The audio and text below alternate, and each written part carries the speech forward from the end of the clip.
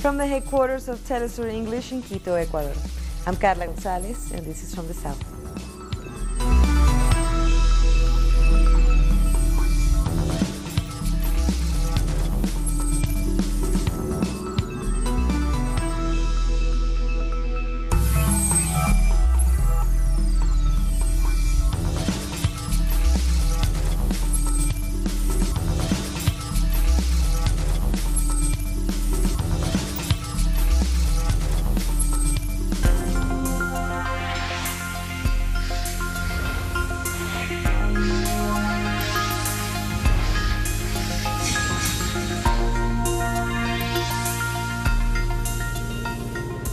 So polls have opened in Guyana for the general election. Let's go back to our correspondent, Alejandro Kirk, currently in Georgetown. Hello, Alejandro. What can you tell us about the atmosphere and the voter turnout?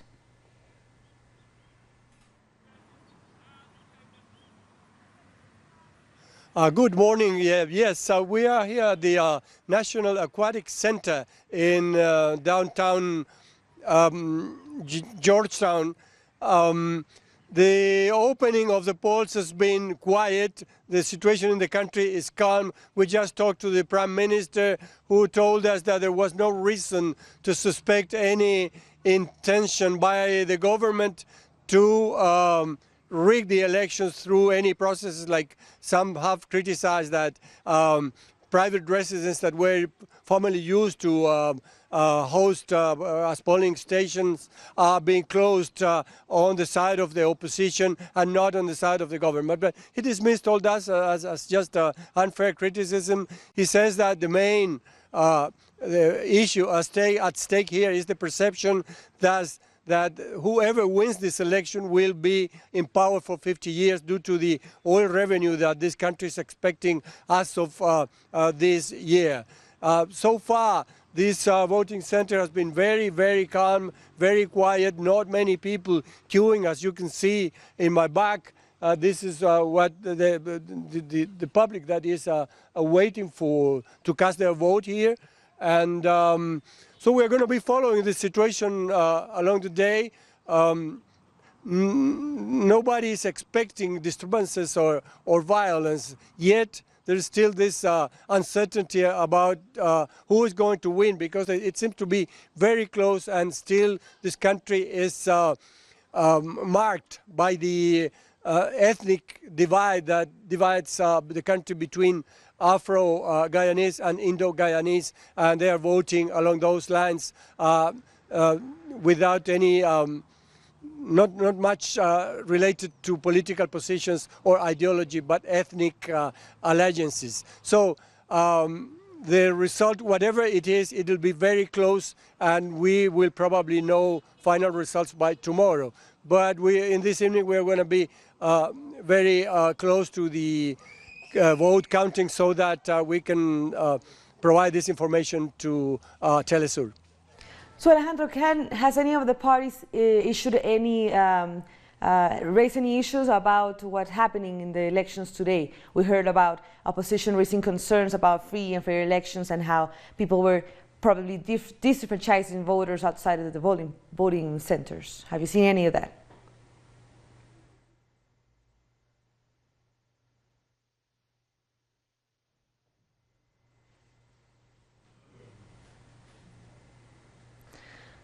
So let's see if we can get Alejandro to listen to our question. We're trying to get him to explain to us if there's been any issues on the part of the parties. Have they denounced any disenfranchising or any concerns about the elections?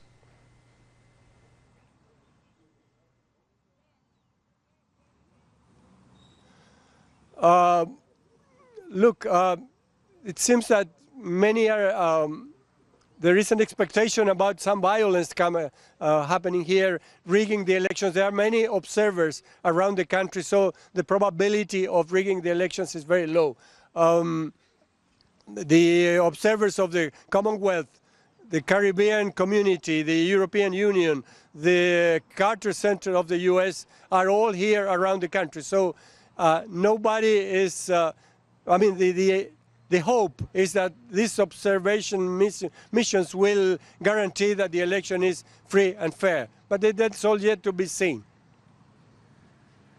And Alejandro, for our last question, what times are the polls closing in Guyana? And do we have any information on any of the candidates? Have they spoken? Have they said what time their campaigns will end? Well, the voting begin in Guyana.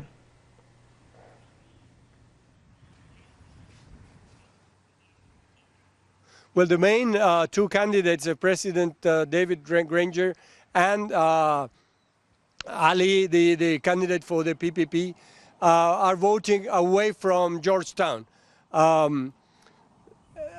We just spoke here to the Prime Minister, who is also a candidate to this very important position, and he spoke to us exclusively on his expectations of this election.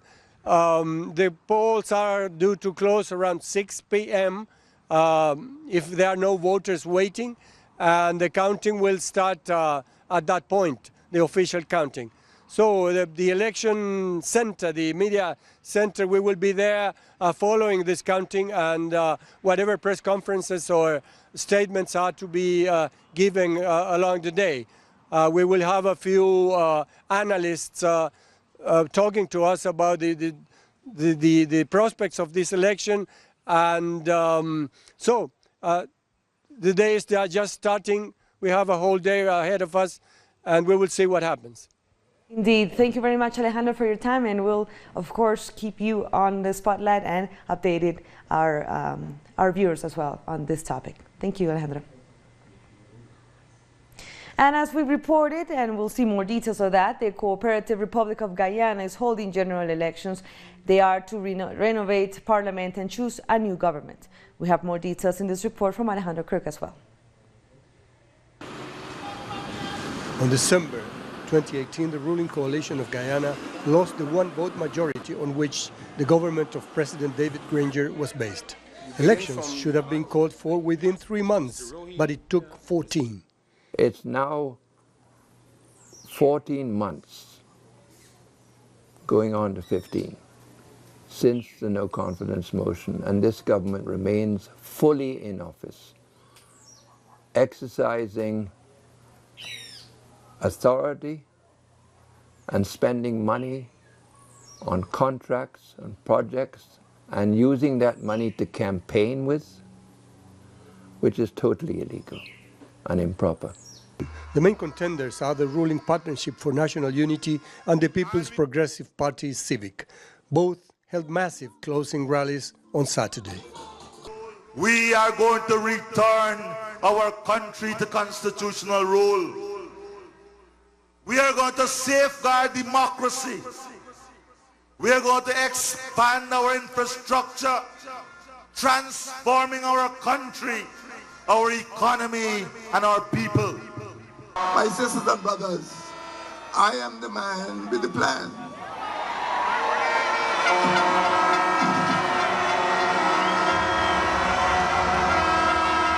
Profits from our petroleum industry will provide you and you and you and you with a good life. Both movements claim to be socialist, but as is traditional in this former British colony, the vote will tend to follow rather ethnic lines, with ideological issues of the past somehow vanished. None of them are socialist. These are terms that are bandied around, right? When you hold them on some issue, they tell you about pragmatism. As far from the trade union perspective, pragmatism is opportunism. Both parties have moved to the right or to the middle, but they moved from the left towards the right. So if you were to define an ideological difference between the two major contesting parties, there is none. Key in this electoral dispute is who will be in charge of managing the wealth to be collected from massive oil production that has not yet even started to flow. Marcos da Silva and Alejandro Kirk, Telesur, Georgetown, Guyana. Coming up, Argentina could legalize abortion under a new bill announced by the president. So don't go away.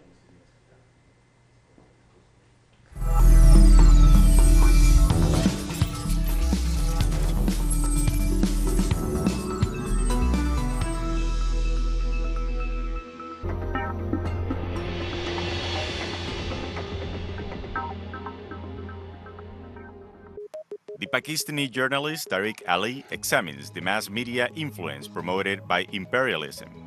Get access to the analysis of the socio-economic and political life of the whole South America on our screen and platform in English. A critical place committed to the truth to determine the major events that transform the world today. Mondays, only on Telesur.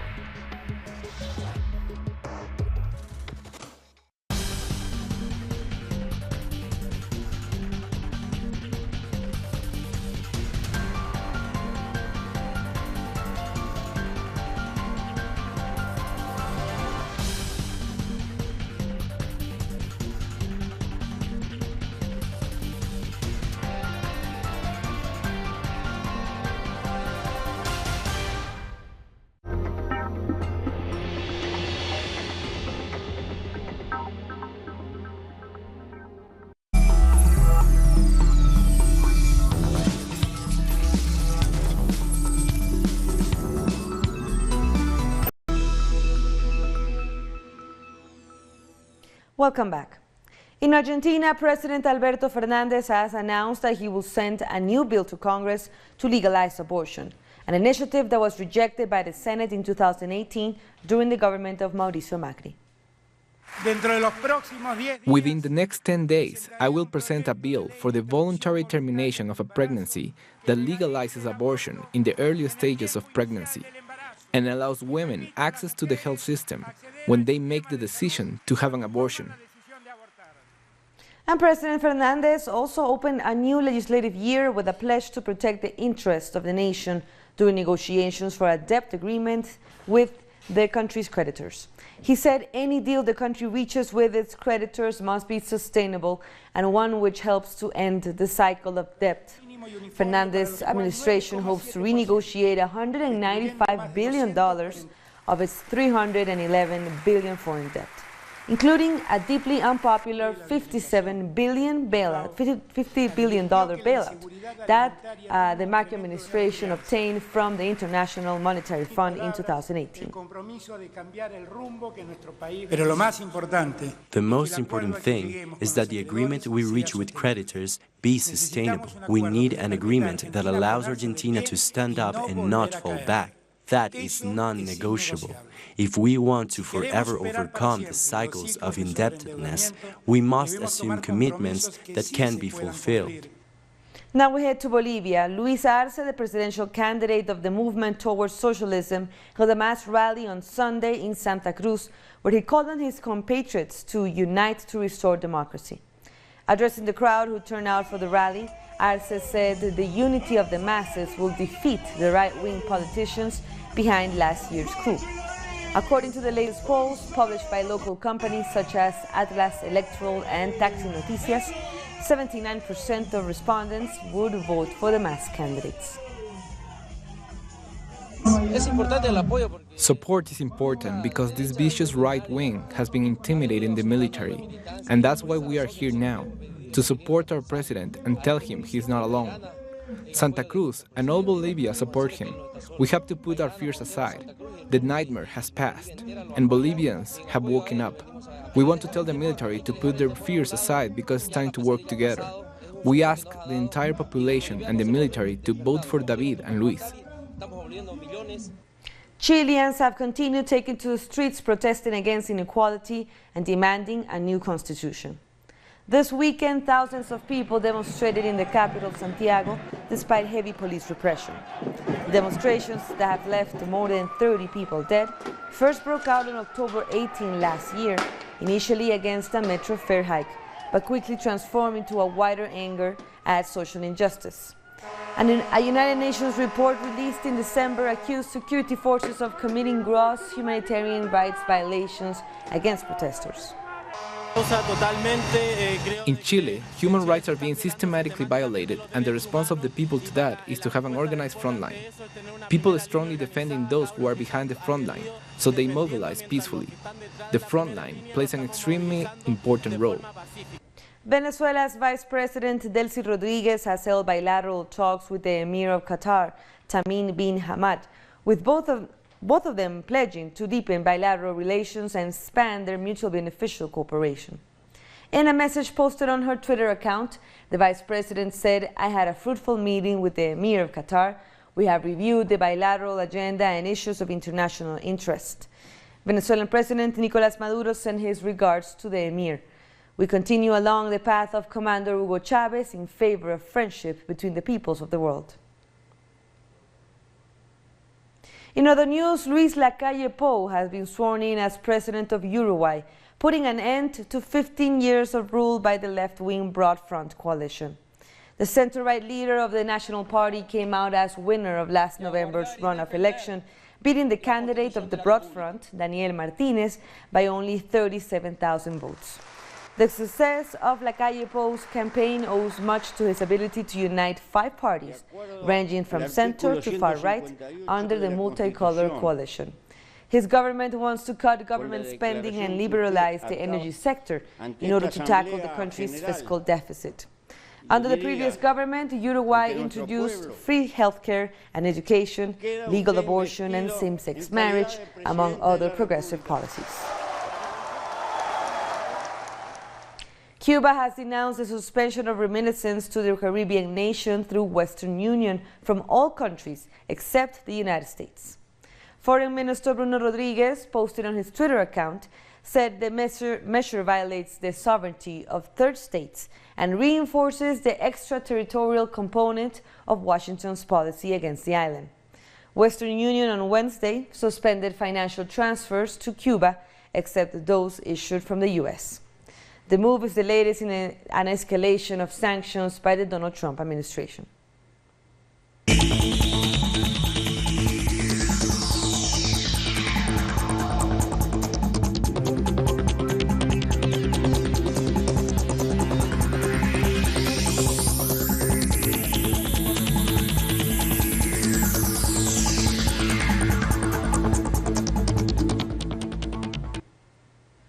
CARICOM nations have held an emergency meeting after the region registered its first cases of COVID-19.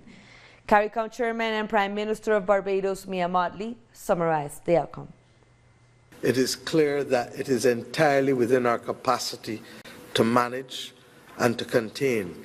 And once we can detect, contain, and manage, then in the same way that we as small island states weathered SARS, H1N1, the influenza, before Ebola, chikungunya, Zika, we can manage this as well. But it is going to require cooperation, partnership, discipline, and communication in order for us to detect, manage, and contain and manage the process. And one of the things that we did was to establish a framework for an expanded Bureau of Heads of Government to be able to immediately work to see how we can marshal the resources that will be necessary, whether from our partners in the travel and tourism industry, from our partners in the international financial institutions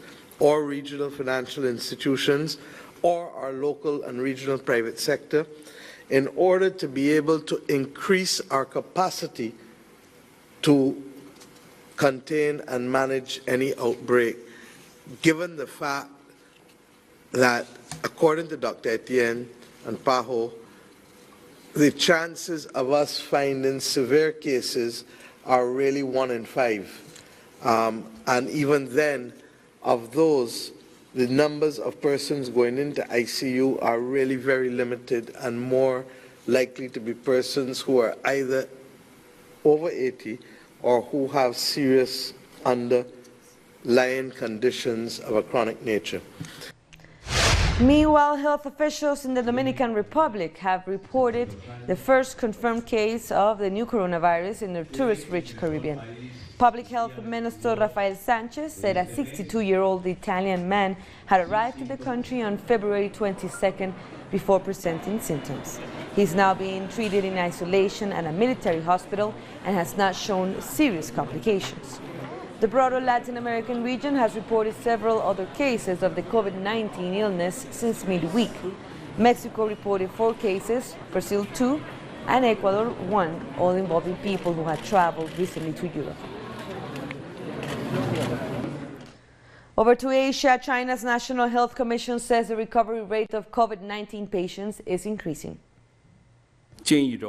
In the past week, the cure rates of confirmed cases in the city of Wuhan, the province of Hubei, and the whole country have been increased continuously. The nationwide cure rate has reached 52.1%, which means the epidemic situation of the country has maintained a positive trend and medical treatment has gained obvious effects. The medical pressure is being reduced in the next stage. We will focus on the risk brought by the overall reopening of business and the continuous increase of infections abroad.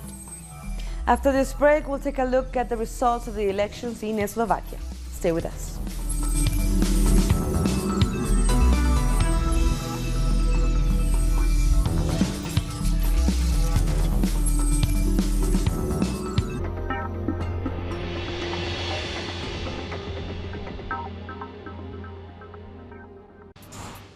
Innovation, science, the technological breakthrough and its influence in society. Viajeros del saber, el futuro está aquí. Atomen. Monday, only on Telesur.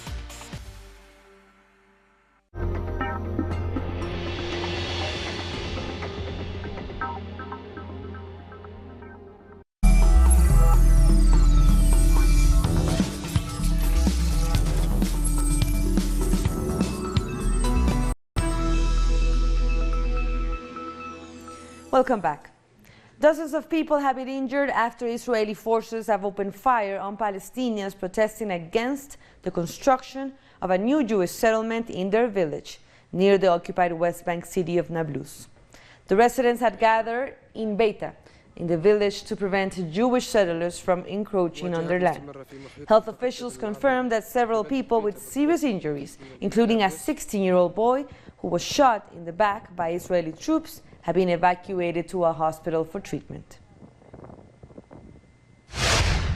Meanwhile, a day before Israel's third parliamentary election in 1 year, Prime Minister Benjamin Netanyahu is threatening to annex more Palestinian land if re-elected. Speaking during a radio interview, Netanyahu said annexation of the Jordan Valley and other parts of the West Bank was his top priority. Last week, Netanyahu announced plans to build some 4,000 settler homes in the annexed East Jerusalem. Buildings of Jewish settlements on occupied Palestinian land are illegal under international law and has been condemned by numerous United Nations resolutions. South African police officers have forcibly removed a group of migrants who have been living outside a church in the city of Cape Town since last September, following a wave of xenophobic attacks. The move comes after the Cape Town High Court last week granted Syria authorities the green light to evict the refugees. They mostly are from the Democratic Republic of Congo and Burundi and have accused the government of being insensitive to their plight. They say they are unable to return to their homes due to the threat of xenophobic violence. We want the UNHCR to attend us. Actually, we don't even see them. And we want the whole world to see what is happening right now in South Africa and what South Africa government is capable of. They don't care about human beings as you are considered like animal. They need to kill us like just animal. 10 police officers have been killed in Burkina Faso when unidentified gunmen attacked a police station and a military post simultaneously in the country's northern region. A statement by the military said the assailant, disguised in military uniforms, sabotaged communications equipment before launching the attack. Burkina Faso, like other countries in the Sahel region, has seen an upsurge in armed attacks since the 2011 overthrow and killing of former Libyan leader Muammar Gaddafi. Armed groups have taken advantage of the instability in Libya to move across borders and terrorize local populations. Slovakia's opposition Onalo party has won Saturday's general elections. Preliminary results indicate that Onalo, headed by Igor Matovic, has won more than 24% of the vote. while the ruling Esmer Social Democracy Party, led by former Prime Minister Robert Fico, was second with 18.9% of the vote. Fico has conceded defeat and congratulated Matovic, who has already begun negotiations for a coalition government with other opposition parties that managed to win parliamentary seats. And with that, we end our news brief. But you can find all of our stories by checking our website, telesurenglish.net. And be sure to also join us on social media. We're on Facebook, Twitter, and Instagram. For Telesur English,